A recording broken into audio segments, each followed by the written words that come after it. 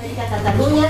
Agradecer especialmente a Jordi y a Juan que nos han propuesto este merecidísimo homenaje a la revista Lateral, que como bien saben hace ya 10 años que desapareció y que ha sido una publicación importantísima en este trabajo de establecer puentes entre América Latina y España y de ser una cantera de grandes escritoras y escritores. Entonces estamos muy contentos de acoger la actividad aquí. Bienvenido a todos ellos y al final vamos a ofrecer una copa de cava para brindar y también agradecer muchísimo a Laie que se ha sumado en la organización de esta actividad. Muchísimas gracias a ustedes. ¿Ya empezamos? Sí. Muy bien. ¿Qué tal? Buena tarde. Me da muchísimo gusto estar en esta reunión que desde hace algún tiempo habíamos hablado con Rubert y con Jordi, la necesidad de recordar la revista Lateral y sobre todo de rendirle homenaje a su fundador, a Mijaíl Dez, que nos aglutinó a todos de manera excepcional. Hay aventuras en la vida que uno no sabe que está viviendo. Es muy difícil aquilatar en tiempo real la trascendencia de ciertas cosas que están sucediendo. En 1994 yo recuerdo haber vivido un año excepcional por muchas razones. Fue el año en que en México comenzó el levantamiento zapatista, el 1 de enero de 1994, un replanteamiento total de lo que podía ser la realidad mexicana. En ese mismo año yo me fui a dar clases a la Universidad de Yale en los Estados Unidos y ahí yo asistí a un seminario con un título que quiero traer a colación porque era un título muy sugerente. Harold Bloom enseñaba un seminario bajo el lema de la originalidad en Shakespeare y todo el concepto del curso tenía que ver con tratar de recuperar un momento único en la historia en que Shakespeare no existía, es decir, en que Shakespeare fue original en la medida en que fue un autor novedoso. Cómo desandar el camino de la civilización y de la historia para recuperar esa emoción primera de encontrar el torrente verbal de Shakespeare como algo único, como algo que se agrega a la realidad. Entonces, no siempre somos conscientes de algo que ha sido original cuando esto ya ha transcurrido. Y lo traigo a colación porque justamente por ese tiempo se fraguó la idea de Lateral. Y nosotros la comenzamos a vivir como algo que espontáneamente iba surgiendo ante nosotros sin cobrar cabal conciencia de la originalidad que representaba en el mundo editorial.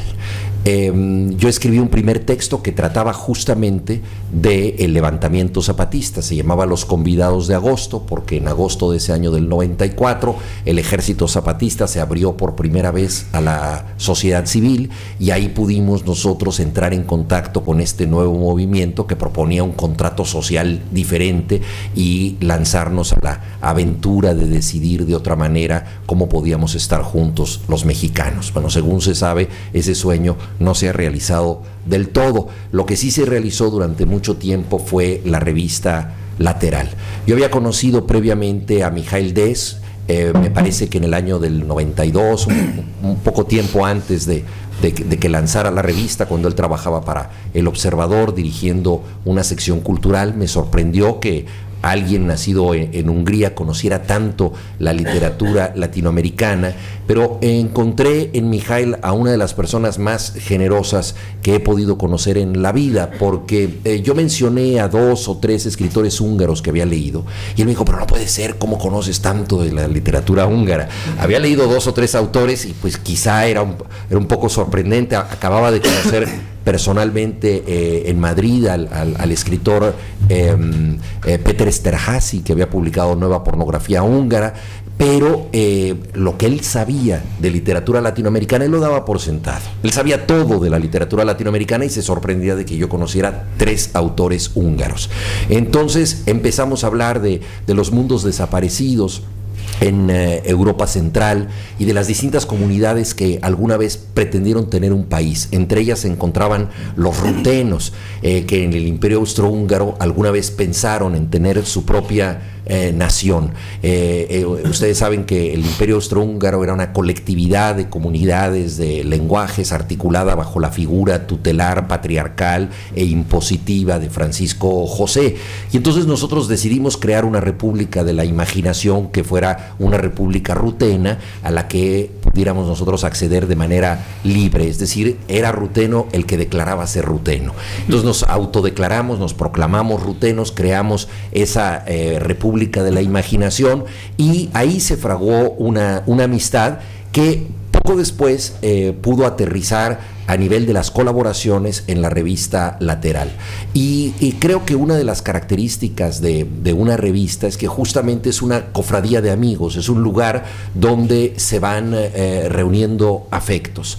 Y en esta revista se fueron aglutinando escritores de muy diversas latitudes. Quizá lo que yo puedo representar en esta mesa es justamente la incorporación de alguien que viene de ultramar, pero que no fue un caso único.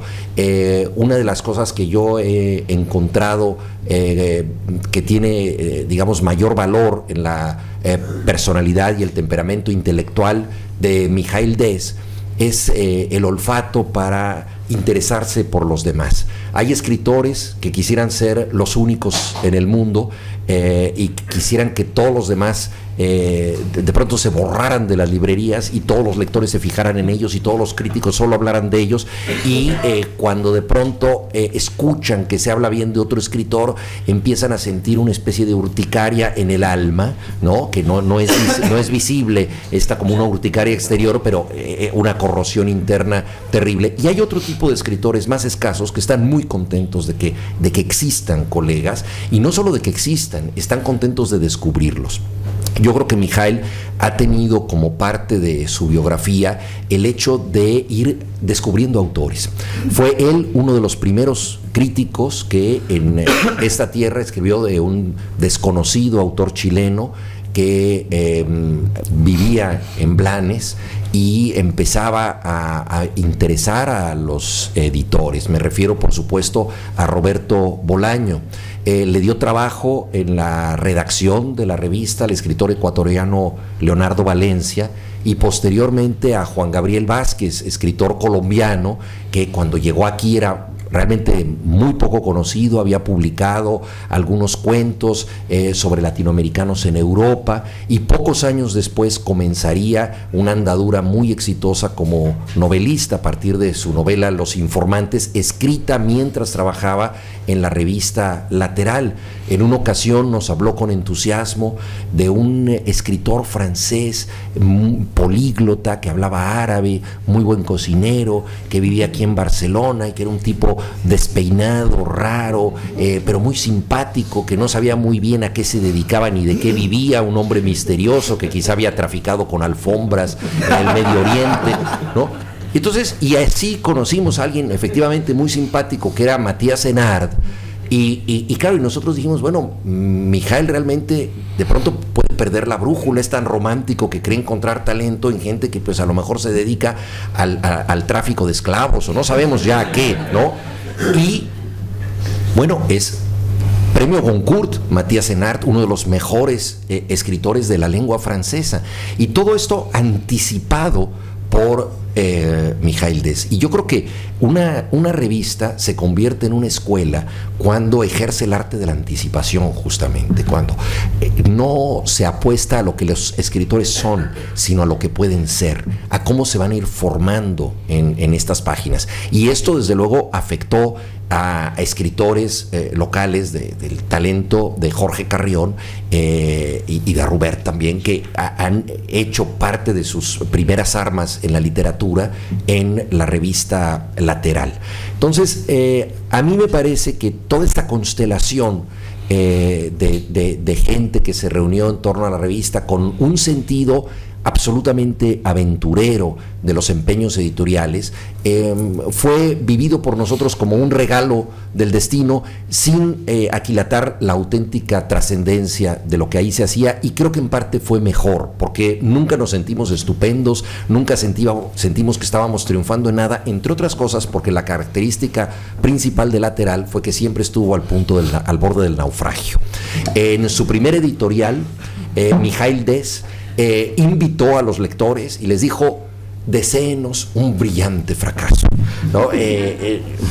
Estas empresas son empresas de locos, son empresas imposibles, sabemos de antemano que no triunfaremos, pero vamos a caer brillantemente, ¿no?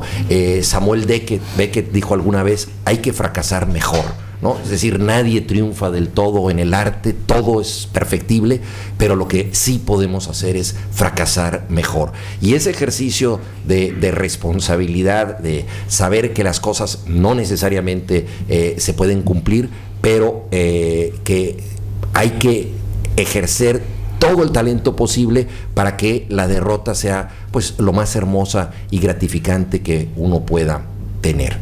Entre los primeros colaboradores recuerdo a personas que hoy en día son decisivas en el mundo editorial. Por ejemplo, a mí me habló alguna vez Mijaíl Dez de un joven que no era propiamente un escritor, me dijo, pero es alguien que tiene olfato para las editoriales, sabe por dónde se mueve la tendencia, los gustos. Yo creo que él tiene talento de editor.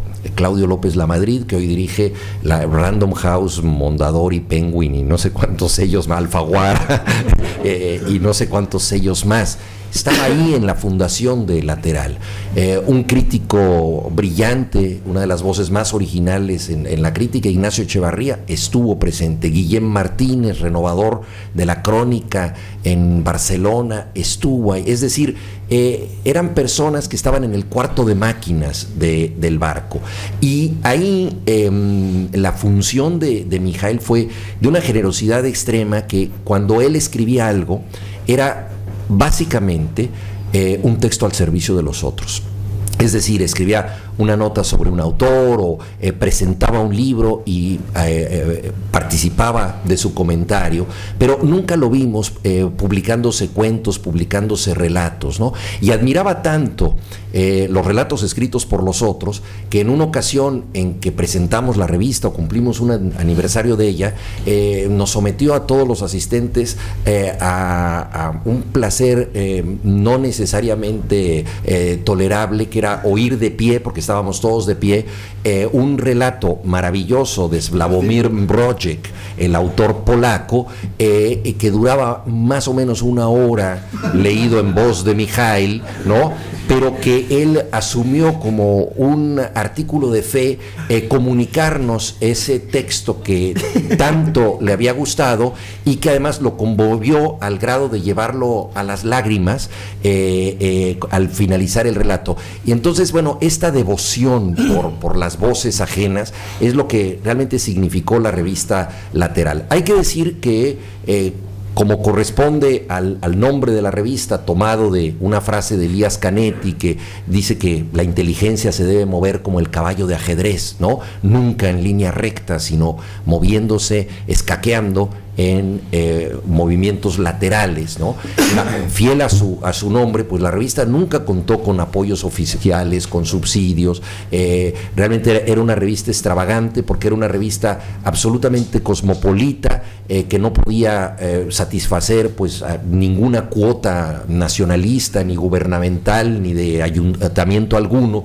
Si los rutenos hubiéramos tenido un ayuntamiento, tal vez hubiéramos podido lograr ahí algún subsidio, pero siendo una república imaginaria esto era imposible. Entonces, realmente lo que celebramos es algo que podía haber tenido todos los visos de la irrealidad, y sin embargo se convirtió en un sueño posible.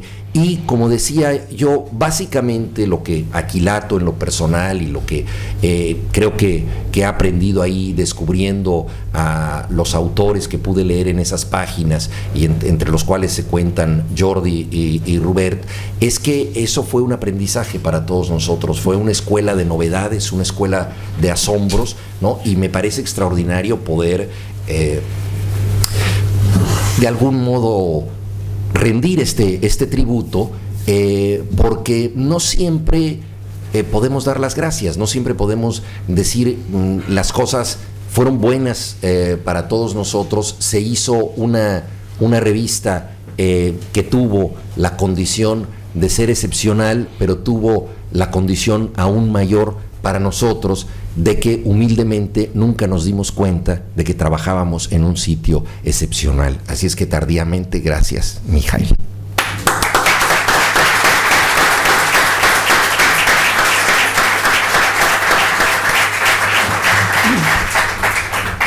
Bueno, no recordaba yo, Mijail, ese elogio al fracaso que hacías en el primer editorial, pero efectivamente por una vez ahí los dioses te escucharon. Quizá no tuviese que ser precisamente esa la vez que nos escucharon. Me toca detrás de Juan Villoro, no es lo mejor que le puede pasar a un orador, ir detrás de Juan Villoro, así que haré lo que pueda. Mi idea es hacer una pequeña reflexión alrededor de la categoría de las ideas de lo colectivo y lo individual a partir de mi caso concreto, y para ejemplificar, digamos, uno de estos casos que ha centrado, de los que ha hablado Villoro, de la gente que trabajábamos en esa sala de máquinas, digamos, de la revista. Yo era un joven en Almasora, en Castellón, que hace 20 años, cuando tenía 20 años, que empezaba a mirar afuera, ¿no?, para irse a algún lugar. Era un joven fascinado por las revistas, por revistas como en principio El Jueves, luego Lateral, Ajo Blanco, El Viejo Topo, y que sentía una fascinación absoluta por estas revistas, que estaba muy vinculada con la cuestión del papel. Supongo que ahora con la cuestión digital yo ya soy más adulto a la hora de leer en digital y no tengo esa ilusión juvenil, pero yo estaba absolutamente fascinado. Yo recuerdo que del mismo modo que ahora esperamos la salida del último capítulo de la serie que corresponda, en cada caso yo esperaba la salida a final de mes, a principio del siguiente, de las distintas revistas que seguía, lo cual a veces era un poco fastidioso porque allí no llegaban siempre ahora, llegaban a la biblioteca, no las podía comprar todas. En cualquier caso, vivía en esta fascinación. Por esos tiempos yo estaba manejándome también con colegas con distintos fanzines. No merecían el nombre de revistas, eran fanzines, y además lo digo con mucho orgullo, y también me lo pasaba muy bien, pero empezaba a albergar la ilusión de poder cambiar ese fanzine local por estas revistas que tanto me encantaban, y que además las que he citado, que eran las que más me interesaban, tenían el elemento común de estar en Barcelona, con lo cual cuando miraba afuera ya supe el lugar al que mirar, y me vine a Barcelona. La excusa fue estudiar un doctorado, pero fue solo una excusa porque yo quería estar en esas revistas, así que me vine. Yo tenía una ilusión, tenía una concepción de estas revistas, esta magia del papel y esta magia de estas revistas que he citado, como un lugar, como de algún modo sectario en el mejor sentido de la palabra, es decir, como un lugar donde había un grupo cerrado, un grupo constante, cerrado no, un grupo abierto pero constante, de gente que trabajaban en común en función de una serie de intereses propios, y eso para mí era la monda, eso es lo que yo quería ser de mayor, llegar a una de esas comunidades y formar parte de una de esas comunidades. Como tantas veces en mi vida, fue Carrión el que, mi amigo Jordi Carrión, el que me llevó a Lateral. Jordi Carrión ha sido como un ángel de la guarda en mi vida en muchos sentidos. Allí empezó. Y fue Carrión el que me llevó a la revista Lateral, me presentó allí a la gente y bueno, yo allí estaba muy tímido y tal, y dije que a mí me gustaría colaborar allí, que si era posible y tal, y me dijeron que bueno, que sí, que intentase, que leyese algún libro de los que tenían por allí. Fue Juan Gabriel, creo, el que estaba al cargo de la redacción entonces, me dio un libro.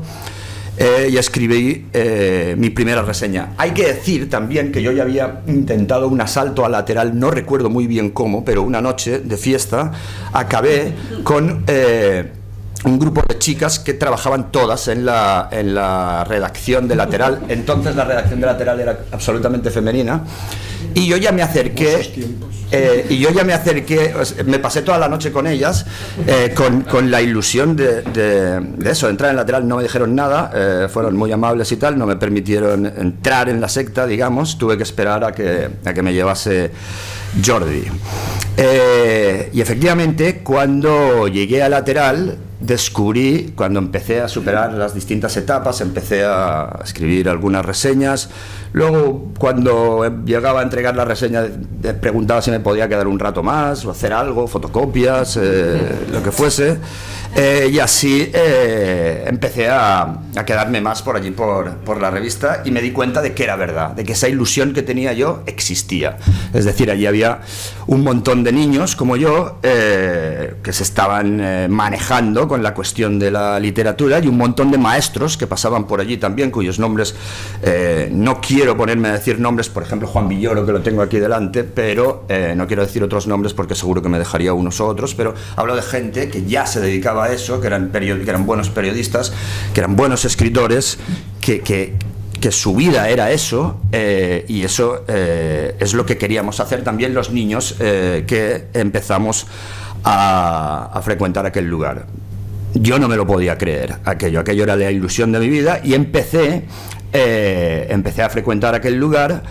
Cada vez me quedaba más, empecé a ser ayudante de redactor, luego hubo una vacante y me quedé como redactor, y bueno, así poco a poco Lateral se convirtió en mi casa. Me conseguí un par de trabajos que me permitiesen comer, que salieron precisamente de mis contactos allí en Lateral, como corrector, como lector editorial, y al final mi vida fue Lateral durante 5 o 6 años. Pasé a vivir allí, llegué a ser jefe de redacción y viví aquella experiencia, que estoy de acuerdo con Juan en que fue, bueno, yo sí que era un poco consciente, porque yo me había venido de Castellón a vivir eso, y yo sí que era un poco consciente de la magia de ese momento, o por lo menos yo sí que estaba muy agradecido de vivir todo aquello. Esto en cuanto al colectivo, ese colectivo al que me vine yo a formar parte desde muy lejos.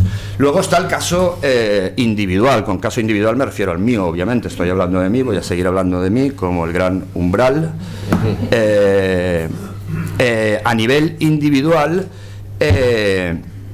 Lateral fue el lugar donde yo me convertí en lo que soy ahora, para bien o para mal. Es decir, todos mis trabajos de ahora tienen que ver con la literatura, gracias a que allí empecé a ver que podía uno tomarse en serio la literatura, que uno podía en serio intentar ser escritor, por lo menos, que había que trabajar mucho, como mucha gente que venía por allí, y lo había conseguido.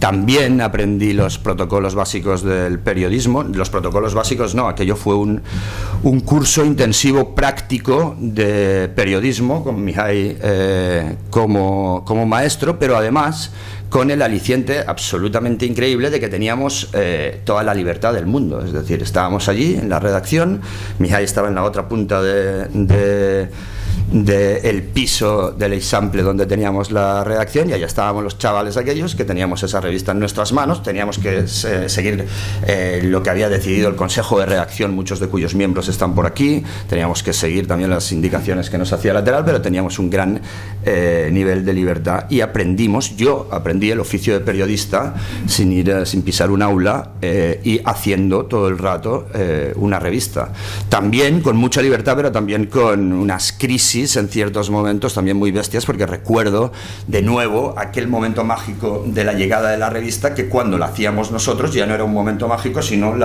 posible premonición de una gran maldición, y es que hubiésemos cometido algún error, por ejemplo una falta de ortografía en la portada o cosas así que nos podían valer una depresión de 2 días. Yo recuerdo que eso era así, estar deprimido 2 días por haber pasado una falta de ortografía en la portada. Y ahí, pues ahí estaba Mihai, la figura de Mihai como maestro. Mihai, no sé por qué, por lo que sea, me adoptó, me permitió estar por allí, luego me fue ascendiendo, me dio una revista que teníamos que se llamaba La Guía, que era una revista que sí que tenía salida comercial, básicamente tenía mucho que ver con la publicidad, tenía una tirada como de 100.000 ejemplares, y con esa revista es uno de los muchos inventos que se sacó de la manga Mihai para poder financiar nuestro proyecto, que era la revista Lateral. Yo primero fui redactor de la revista esta, de La Guía, y luego me quedé como redactor en Lateral, luego como jefe de redacción, y bueno, y esa fue mi andadura como periodista. Todo lo que soy ahora, el traductor, pues tampoco soy tanto, ¿no? Pero bueno, son mis oficios, no, los trabajos que tengo, vaya, lo que me permite ganarme la vida, la literatura, la traducción, la corrección, todas estas cosas, las aprendí allí, me las enseñó Mihai. Y bueno, esa figura de maestro, estoy muy contento, y es una cosa que también quería agradecer aquí en esta celebración. Recuerdo, por ejemplo, cuando Mihai me nombró jefe de redacción, tardó el impasse duró un mes, hacía falta un jefe de redacción nuevo, yo estaba por allí así como diciendo... Pero Mihai, con buen criterio, no lo tenía claro. Lo que pasa es que yo era el más voluntarioso de los que había por ahí. Dice, bueno, pues encárgate del número y ya vemos al final quién es el jefe de redacción. De momento seré yo el jefe de redacción. Estuve haciendo... Y yo me puse a trabajar en el número y tal, y recuerdo que a final de mes ya tenía el número, se lo presento para las correcciones finales y tal, lo miramos todo, estaba bien, y yo le digo, solo falta aquí, ¿qué ponemos ahí? ¿Qué ponemos? Y al final me puso a mí, fue como me nombró jefe de redacción. Y bueno, estuve ahí muchos años dando el callo y aprendiendo de Mihai. Recuerdo también otro momento, por citar solo 2 más, y le paso la palabra ya a Jorge Carrión. Recuerdo también otras reuniones así importantes en su despacho. Una de ellas fue otro de nuestros heroicos errores, que fue cuando cambiamos el formato de la revista. El formato de la revista se había diseñado de forma muy inteligente para que fuese chulo, para que fuese práctico, para que fuese innovador, pero además también con un criterio económico, para que nos lo pudiésemos permitir. Nosotros en cierto momento, con el agua al cuello, se nos ocurrió, vamos a hacer un formato más chulo, ¿o qué? Y dijeron, va, y sí, lo tiramos para adelante. Estuvimos ahí un tiempo precioso, divertidísimo, diseñando el nuevo Lateral y tal, y nos lanzamos a la calle con un diseño nuevo que era muy caro y que al final no pudimos pagar. Por último, recuerdo también la última reunión que tuvimos. Mihai respeta el sábado, no trabaja los sábados, pero trabaja los domingos. Recuerdo que él siempre trabajaba los domingos desde primera hora de la mañana, además en la paz de la redacción, que no estábamos todos nosotros por allí molestando, y él preparaba el trabajo para toda la semana y tal. Y un día me llama, y a las 5 de la tarde, un domingo, no era nada habitual porque el domingo era el único momento en el que podía estar solo y él disfrutaba de esa soledad. Me llama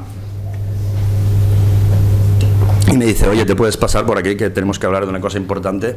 Y la cosa importante es que ya no teníamos el agua al cuello, sino que estaba mucho más arriba ya y que no podíamos sacar ni al siguiente número. Estuvimos ahí valorando pros y contras, que ya la economía había valorado por nosotros, digamos.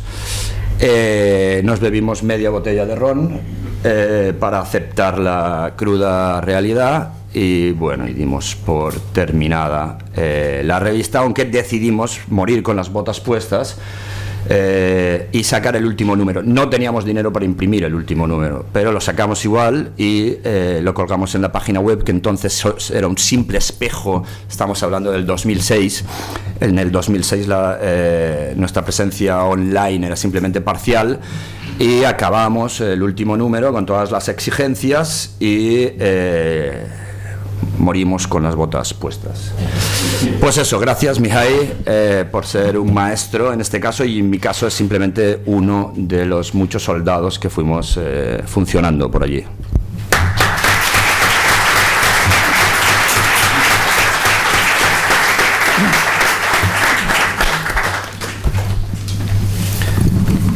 Buenas noches.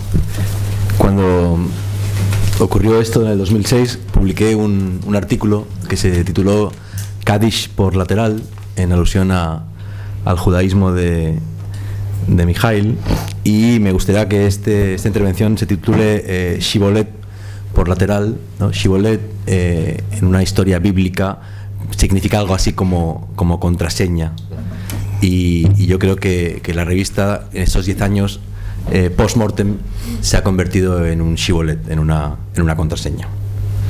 En 2009 tuve la oportunidad de comer con Ricardo Piglia en el restaurante Hermann's de Buenos Aires. Es un restaurante alemán, de modo que la jarra de cerveza era enorme. Seguimos con vino. Comimos schnitzel y, si no recuerdo mal, hablamos mucho rato sobre sus viajes a China, pues él acababa de releer sus diarios de aquella época y se estaba planteando publicar el viaje a China en un librito, porque le había parecido una experiencia surrealista, una auténtica novela de ciencia ficción. El otro día pensaba en ello mientras leía el segundo tomo de sus diarios y me preguntaba por qué habría decidido dejar el viaje a Cuba y el viaje a China de aquellos años fuera del segundo tomo, que se titula Los años felices. Me preguntaba por qué esa obsesión de Ricardo Piglia por centrar sus diarios exclusivamente en Buenos Aires. Pero lo cierto es que yo, que durante muchos años estuve obsesionado con el mundo, ahora lo estoy con Barcelona, de modo que cada cual con sus obsesiones.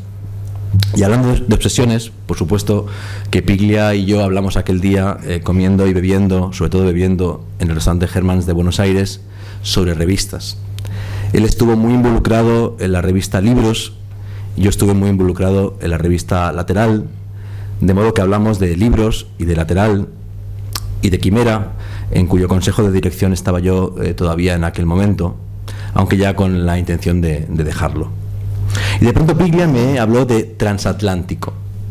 Transatlántico era un proyecto de revista que él había estado a punto de llevar a cabo en la Universidad de Princeton, pero en el último momento se quedó sin financiación. De modo que a la cuarta copa de vino le propuse que yo, como coordinador entonces de la Cátedra UNESCO de Cultura Iberoamericana, en aquellos tiempos había dinero para la cultura en España y en Barcelona, quizá podíamos intentar financiar la revista, ¿no? Él sería el director, yo el redactor jefe. Hablamos una hora más, nos sacamos aquella botella de vino y pedimos unos aguardientes, y hablamos incluso, recuerdo, de temas de portada, de enfoques, de entrevistas, de colaboradores, de diseño, de artistas. Cuando nos despedimos estábamos los dos ya embarcados en un proyecto digno, como su propio nombre, de Witold Gombrowicz, un proyecto absolutamente transatlántico. En aquella ocasión viajé desde Buenos Aires hasta Lima por tierra durante un mes y medio, y en algún momento del viaje le escribí un email a Ricardo Piglia con ideas sobre el proyecto, intentando avanzar en lo que habíamos ya conversado. Él tardó bastante en responder mi email y cuando me contestó me dijo claramente: Jordi, aquello fue una conversación de borrachos. ¿Por qué me entusiasmé tanto?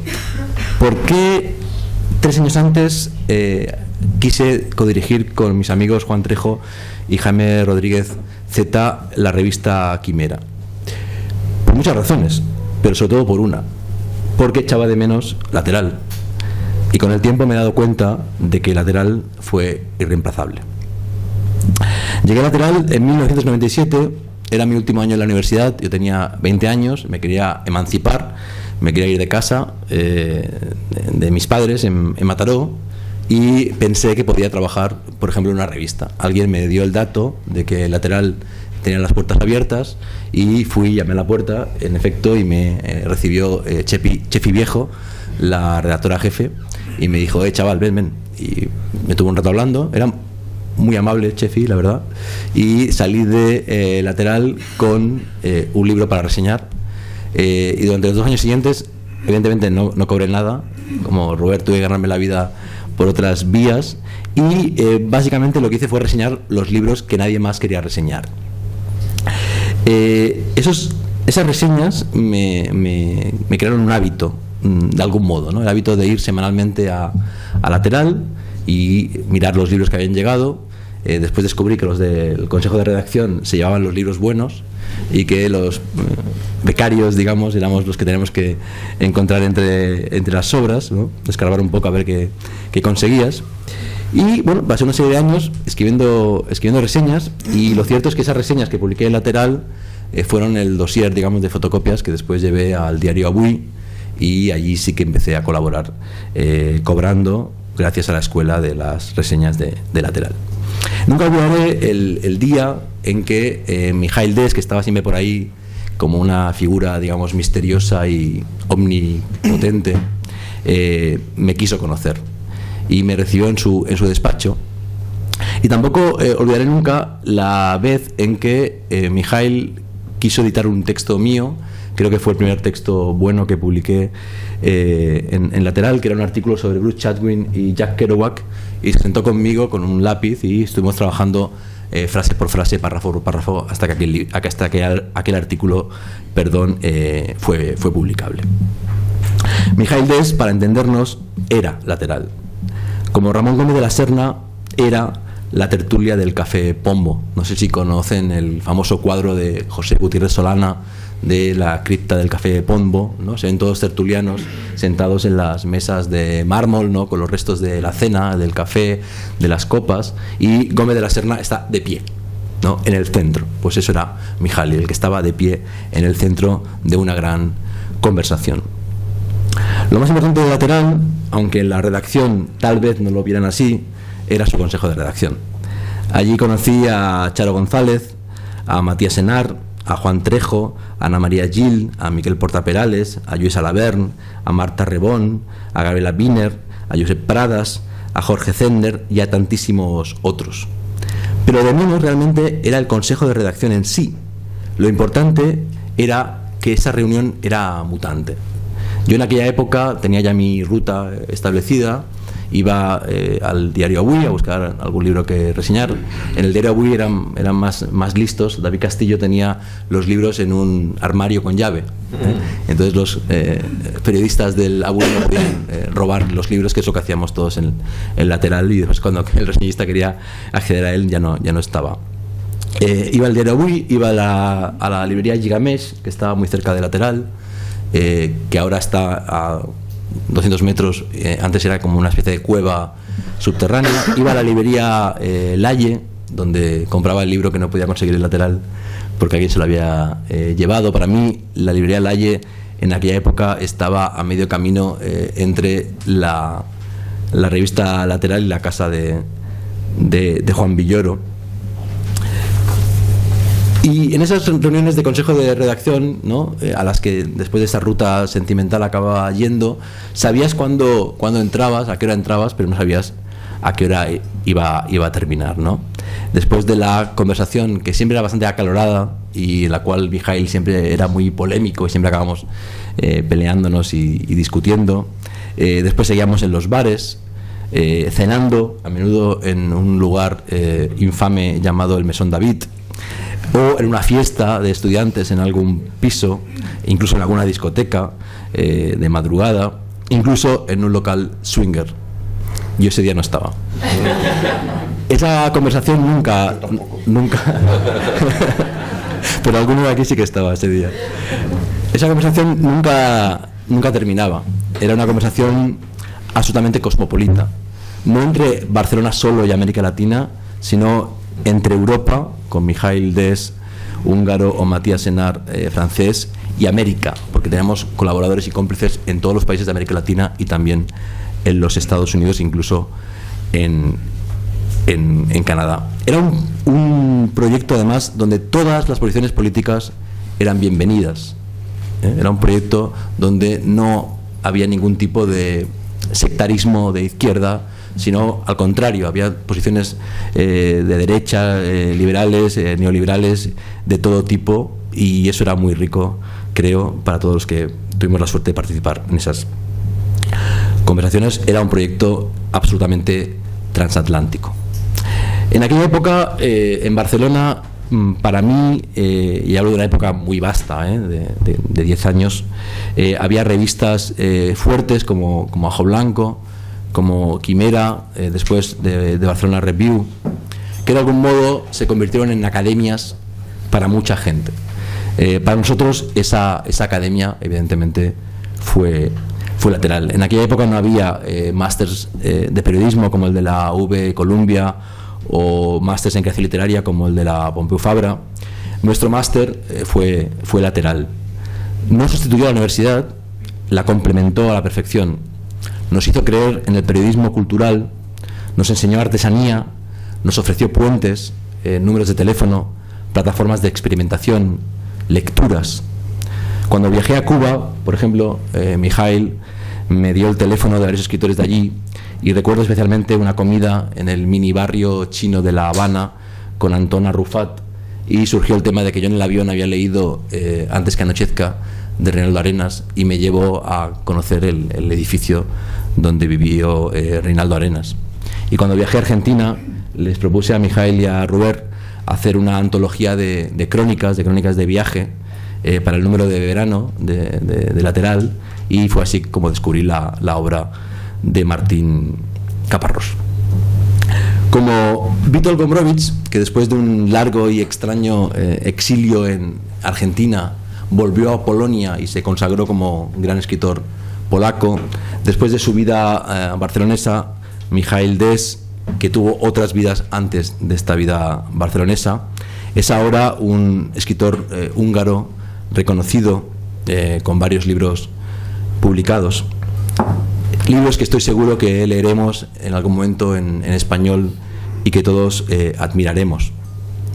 Su gran obra durante sus años barceloneses no fue un libro en papel, sino que fue Lateral, que más que una revista, porque la revista desapareció, es sobre todo una red de cómplices y contraseñas. Hans Ulrich Obrist, el gran curador suizo, se ha pasado varias décadas de su vida poniendo en contacto a artistas, escritores, curadores.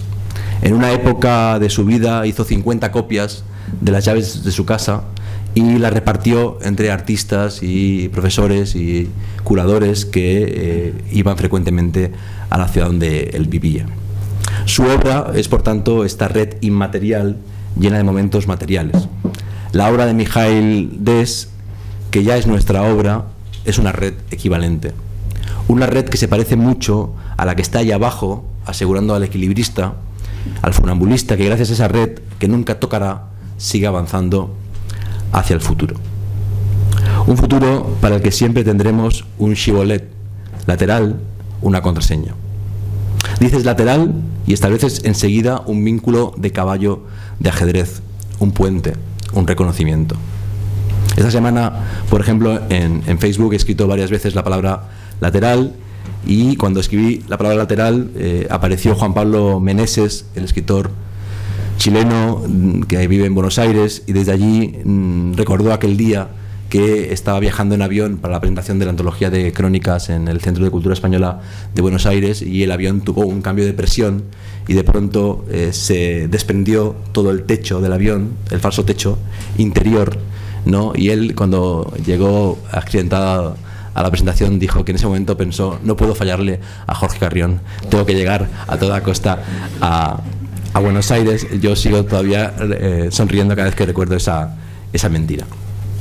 He escrito Lateral esta semana en mi muro, y Ricardo Martínez Llorca ha recordado sus primeras reseñas desde Salamanca. He escrito Lateral y Gabriela Wiener ha dicho desde Madrid: qué bellos. He escrito Lateral y Osías Stutman, el poeta argentino que vive en Barcelona, ha compartido 3 poemas que publicó en Lateral. He escrito Lateral y hace unas horas el escritor mexicano Antonio Ortuño ha escrito desde Guadalajara La bella Lateral. Gracias.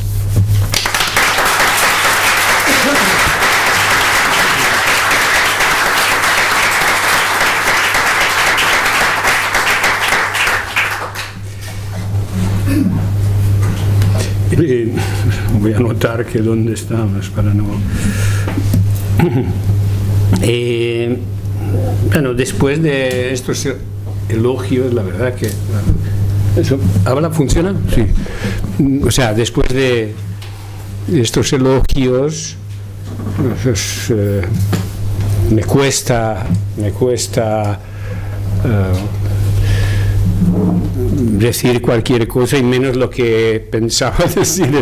Estoy emocionado, cosa que no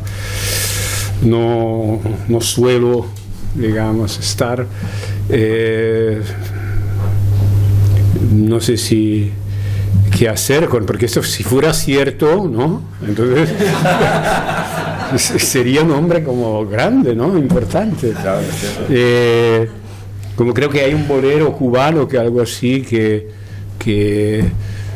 como no es cierto, te lo agradezco más, ¿no? Entonces, y no solamente el elogio mismo, sino el nivel del elogio, el vuelo del elogio. Bueno, en cualquier caso, creo que no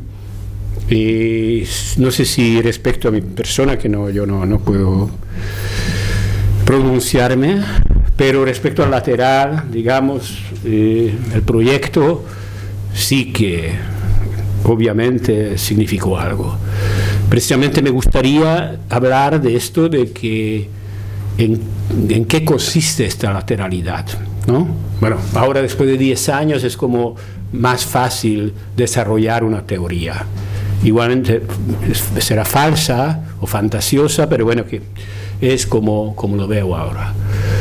Para empezar, y volviendo al punto de partida, ese proyecto, por más que aparezca yo aquí como un maestro improvisado, por supuesto, que jamás pensaba en esto, es que esto no hubiera podido ser posible sin tener estos compañeros de trabajo, estos colegas tan brillantes, tan voluntariosos. Y aquí han surgido muchos nombres, pero y muchos colaboradores de los que no, bueno, han surgido, y muchos más de los que no hemos hablado, pero piensen que cómo empezó esta revista, ¿no? Han salido el nombre de algunos de los fundadores, ¿no? Pero no olvidemos de Santiago del Rey, el primer redactor jefe, ¿no? Que es lo que fue tal vez la época más difícil, curiosamente, más histérica, ¿no? Claro, era cuando realmente nos enfrentamos con los problemas económicos. Pensábamos que vamos a arrasar, ¿no? Somos tan estupendos, tan graciosos, tan originales, que de alguna manera va a funcionar. Y entonces no, económicamente fue un desastre. Tuvimos muchos remordimientos también, muchos reconocimientos, pero fue muy difícil, un shock. Y entonces fue cuando yo, en lugar de ocuparme del todo de la revista, entonces inventé empresas, ¿no? Entonces me inventé como empresario, yo que jamás, yo soy un desastre para los negocios, pero inventé cosas, incluso llegaron a funcionar. Increíble. Llegamos a mantener la revista durante años, ¿no? Pero también eso, bueno, causó un problema, porque entonces originalmente yo quería hacer una revista, ¿no? Pero para poder hacer la revista tuve que dejar de hacer la revista y meterme en negocios, ¿no? Bueno, pero la vida es así, grotesca. Y después, no sé, luego Santi se fue a Ediciones B, me parece, mucho mejor remunerado, y entonces, sí, apreciado, y entonces vino Jorge Settner, ¿no?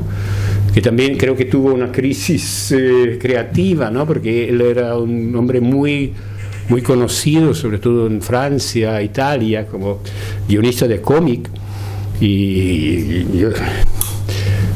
entonces, bueno, con esa visión que él tenía, una visión por una parte muy visual de las cosas y luego una visión que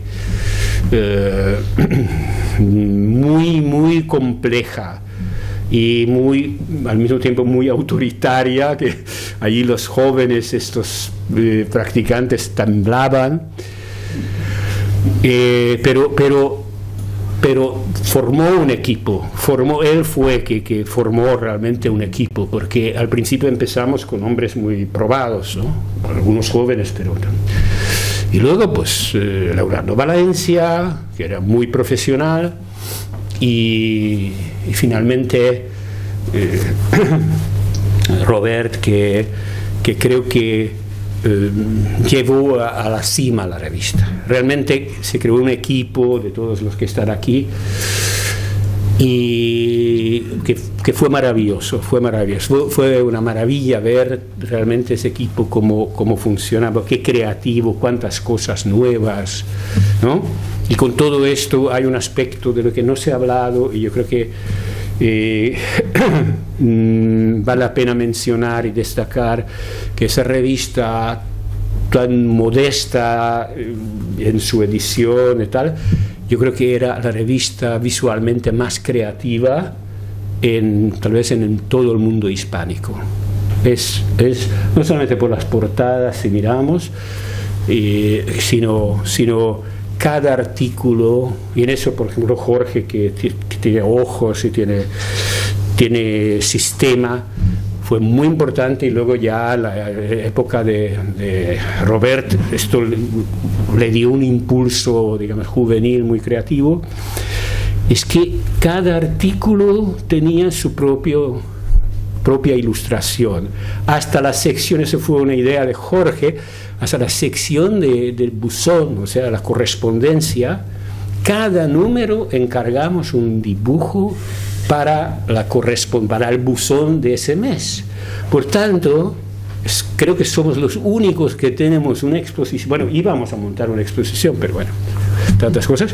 Tenemos una colección impresionante de, no sé, 100, tal vez 80, 100 dibujos, algunos de los cuales extraordinarios, sobre la correspondencia, sobre la comunicación, ¿no? Pues, esto es importante. Bueno, entonces, y muchos colaboradores, muchos jóvenes, muchos maestros. Pero si miramos de lo que puede ser la lateralidad, entonces, bueno, obviamente que ya viene la palabra y la definición de Canetti, de algo que no es el mainstream, no es lo académico, no es lo oficial, ¿no? Y entonces, yo diría que tal como lo veo ahora, era una autonomía, una independencia, ¿no?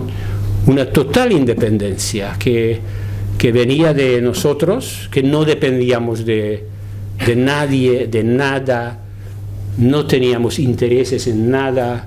O sea, realmente lo que nos interesaba es la literatura, la cultura, encontrar cosas originales. Eso cómo se descubrió Tampoto, cómo que nosotros publicamos Piglia. Ahora es un lugar común. Mírense cuándo se publicó Piglia en España. Años después de Lateral. Años después. Nosotros publicamos primero. Y no solamente a él. No sé si sabe que había premios Nobel, que cuando le dieron el premio Nobel a alguien, entonces como si hubiéramos recibido nosotros, no paraba de sonar el teléfono, no paraba, era locura. ¿Te acuerdas, Montserrat? ¿Te acuerdas? Sonaba el teléfono y nos llamaron de todas partes del mundo. ¿Por qué? Porque entraron en internet, ¿quién diablo es Alfred Jelinek? Nunca en la vida nadie lo ha escuchado, nadie lo ha leído, no estaba editado en ninguna parte. Entonces buscaron en internet, Lateral. En Lateral, en cambio, encontraron un montón de cosas, maravillosas, por cierto. Entonces llamaron a nosotros para tener información. Lo mismo pasó con Imre Kertész, que nadie tenía nada, el único lugar donde estaba. Entonces, Estos son, digamos, los méritos así famosos, sonados, que está bien, pero no que proceden de esto, de esta independencia, que no le importaba a quién le dan el premio Nobel y entonces correr detrás de los sitios. No, nosotros nos interesaba un escritor interesante, y alguien vino de la calle y propuso y convenció, venga. Y así pudimos descubrir cosas, y así descubrimos también talentos, colaboradores que venían de la calle. No preguntamos quién eras, nadie preguntaba. O sea que la clave no estaba que en buen olfato y descubrimos famosos, esto fue casualidad. La clave creo que estaba en no tener prejuicios, no nos importaba quién era. O sea que aquí estos señores que están aquí, incluyo Juan Trejo y tantos más, eran casi niños, y sin embargo entraron a la CERAL y querían trabajar. Bueno, mirémoslo, probémoslo, adelante. Y entonces el que funcionó, funcionó. Y luego nos hicimos amigos y había un espíritu creativo conjunto, discusiones. Ana Sousa, que uno de esos inventos, negocios, que mete unos cursos para el corte inglés, fíjense, de escritura. Y entonces Montserrat le decía que no, hay una chica que se interesa, bueno, un curso de corte inglés, de escrituras y tal, cómo nace un libro. Lo miré, es buenísimo.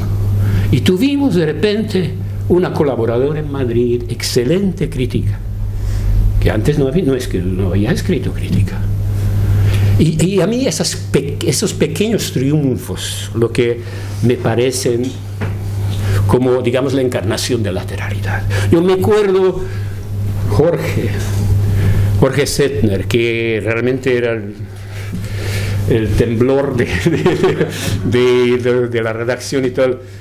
Y entonces venir como un niño así, brillando los ojos, trayendo un textito, una nota, reseña de un desconocido cubano con nombre operístico, Radamés Molina.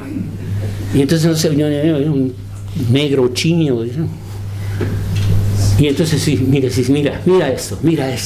O sea que el entusiasmo, o sea que él era muy severo, pero cuando viene un desconocido con un texto brillante, hostia, y estaba como un niño, ¿no?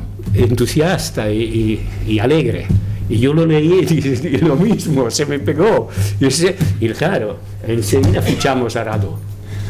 Y podría decir muchos ejemplos de muchos. Bueno, aquí está, ya hablando de Dani Atala, ¿no? Argentino, que ahora enseña en Francia.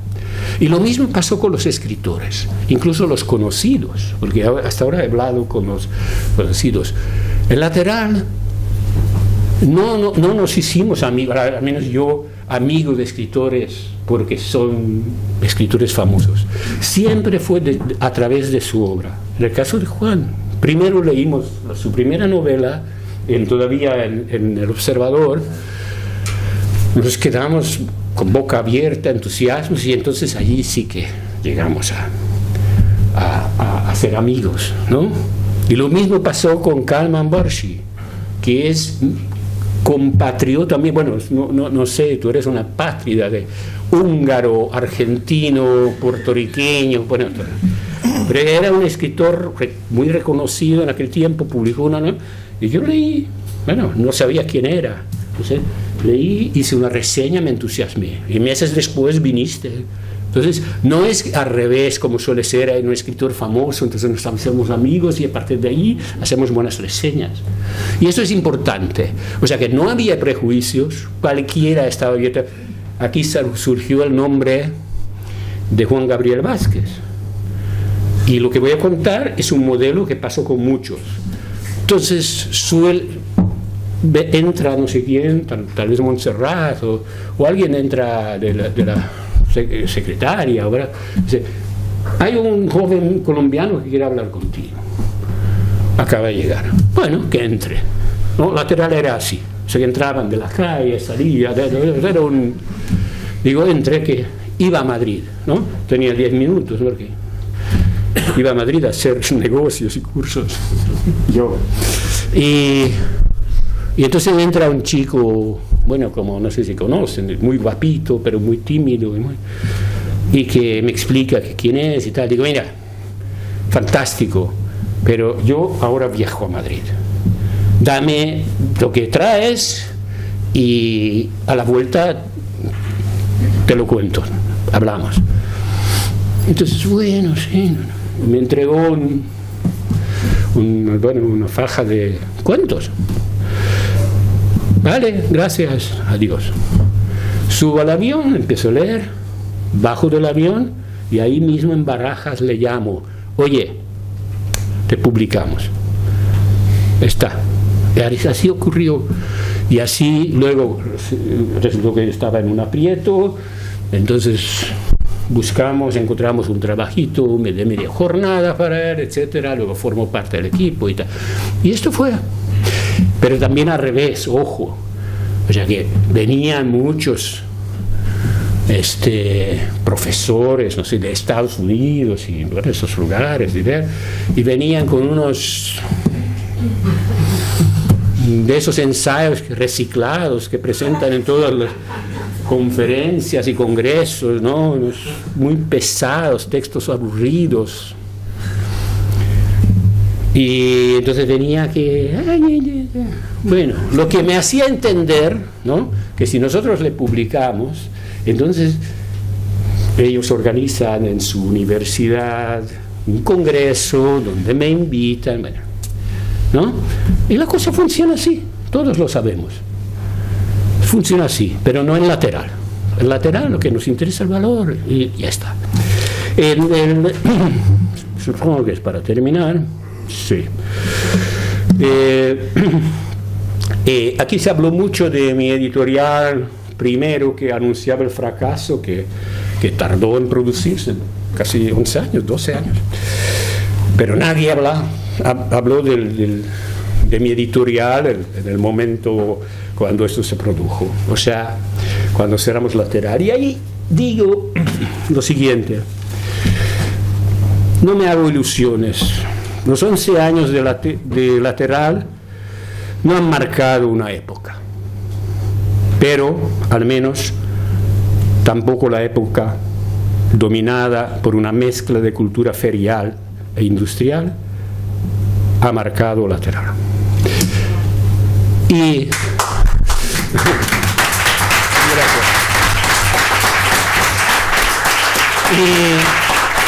para terminar voy a escenificar con un ejemplo qué significa esto de que no ha marcado. Bueno, nosotros no. Somos una realidad autónoma, ilusórica, rutena, pero no nos ha marcado. Es lo siguiente. En julio participé en un congreso sobre Roberto Bolaño en la Universidad de Santander, ¿no? Fantástico sitio, no sé si alguien lo ha visto, pero estuvo, todo fantástico.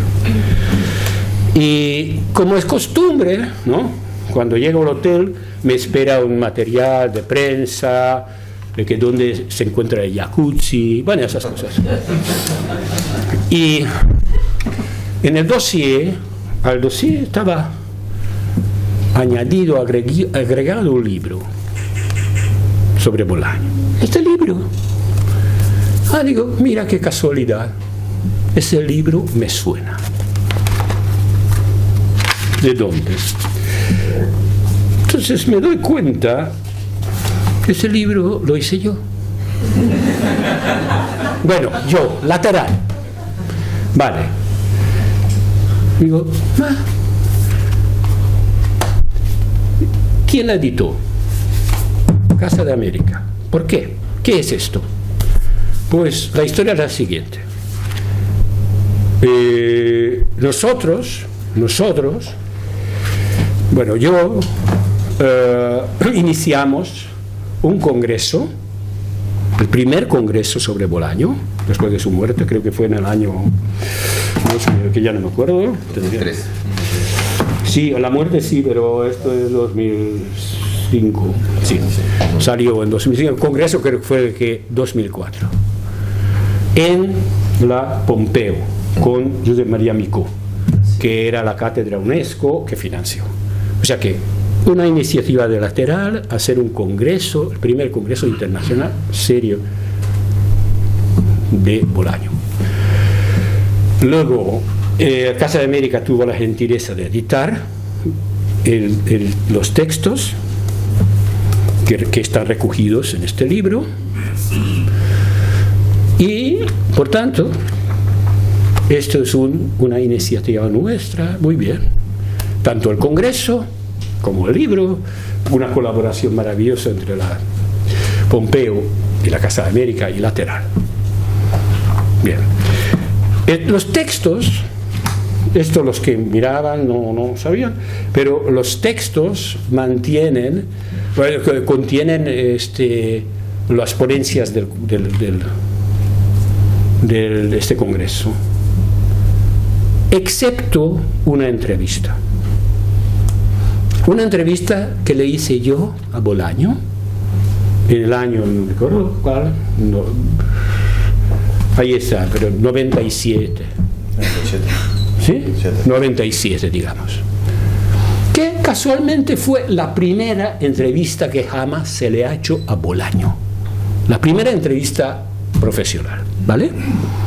¿Qué le hice yo? Tal vez en México, cuando eran así muy, no sé cuánto, ¿cómo se llamaba el movimiento? Eso? Los infrarrealistas, sí, que parecen como visceral realistas. Sí, los infrarrealistas, pero que nadie los tomaba en serio. A lo mejor alguien o ellos mismos se entrevistaban. Pero la primera entrevista, ¿no? Pero la primera entrevista le hice yo, y publicamos el Lateral, una larga entrevista. Eso también tiene su historia. Y más o menos corresponde a esto, que yo no he buscado nunca la amistad de ningún escritor y menos de uno famoso. Lo que buscaba, textos buenos. Y esto ocurrió. Herralde me mandó unos cuentos de un autor desconocido, se fue en 96 o por ahí. Y empecé a leer. Digo, jolines, ¿qué es esto? Eran textos, cuentos de las llamadas telefónicas. Hice una cosa que en mi vida no he hecho. Llamé a Herralde y dije, mira, Jorge, pásame el teléfono de ese señor. Quiero hacerle una entrevista. Nunca en mi vida he hecho eso. Llamé y decir, el día siguiente estuvo en Barcelona, Bolaño, corriendo. Claro. Nadie quería hacerle, nadie le daba bola en aquella época, nadie. Entonces apenas empezó a salir. Bueno, fantástico. Hicimos una entrevista y yo le hice una foto allí, delante del Lateral, con un Lateral debajo del brazo. Todo esto, porque lo cuento. ¿Qué hay en esto lateralidad? ¿Qué hay en esto de que la época no nos ha marcado? Por lo siguiente, no tengo que, supongo que rizar aquí el rizo y añadir que es casi casual, bueno, lo que sale de este libro, la aportación del Lateral a Bolaño, al descubrimiento de Bolaño, que no solamente hay esto, hay mucho más, que no quiero ahora cansar a nadie, mucho más. En los comienzos de Bolaño, cuando era un don nadie, mucho más. Entonces, ¿qué tiene que ver con la época? Lo siguiente, ustedes recordarán que hace 2 o 3 años hicieron en el CCCB una enorme exposición dedicada a Bolaño en Cataluña. Todo el mundo quedó encantado. Bueno, espacios enormes, penumbra, pasos sigilosos, hasta última factura del último coñac, de la última ronda de la noche. Todo estaba allí. Todo impresionante. Si miran quiénes salen, todos salen. hay una cosa que no sale. Busques ese enorme espacio, la cantidad de papeles. Lo que no sale es lateral. Ni la primera entrevista, bueno, la lista es larga y aquí este es un pequeño ejemplo. Lateral no sale. Entonces, ¿cuál es la cultura cuando dice ferial, industrial? No nos ha marcado. Bueno, esa es la. Allí alguien ha cobrado una fortuna por la exposición, tal vez varios, que por supuesto me da mucha envidia, mucha, no lo niego, pero me da mucho orgullo que no tengo nada que ver con esto. Y lateral no tiene. Lateral tiene que ver con este. Y con muchas cosas anónimas que no salen en el libro, no sé cuándo. Simplemente un amor al arte, una creatividad. Y así se hace la cultura, así se hace la literatura, se hace un taller. Esta es una cantera. Muchas gracias.